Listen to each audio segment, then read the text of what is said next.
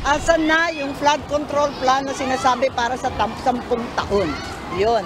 Baka naman kung ano-ano ang rine-report ninyo sa ading ko, baka iba-iba naman ang rine-report ninyo sa presidente. Wag naman. Iyan ang panawagan ni Senator Amy Marcos matapos ang mapaminsalang pagbaha na naranasan sa Metro Manila at karating probinsya dahil sa matinding pagulan na dala ng habagat na pinalakas ng bagyong Karina.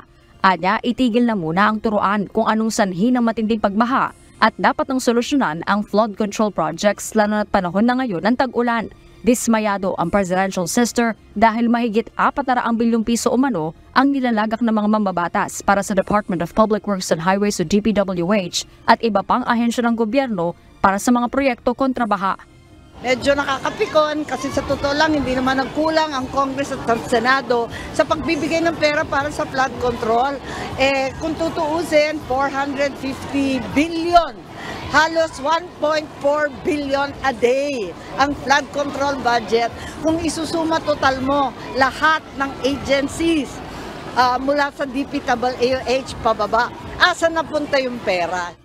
Magpapatawag ng pagdinig si Senator Bong Revilla bilang chairperson ng Senate Committee on Public Works sa oras na matapos ang rescue and cleanup operation sa mga apektadong lugar. Anya, hindi na dapat maulit ang nangyaring pagbaha ngayong nakita na ang matinding epekto at abala ng habagat. Ayon kay Senate President Francis Cheese Escudero, layo ng investigasyon na malaman ang kasalukuyang lagay ng flood control system sa bansa at makagawa ng solusyon para maprotektahan ang publiko mula sa matinding pagbaha.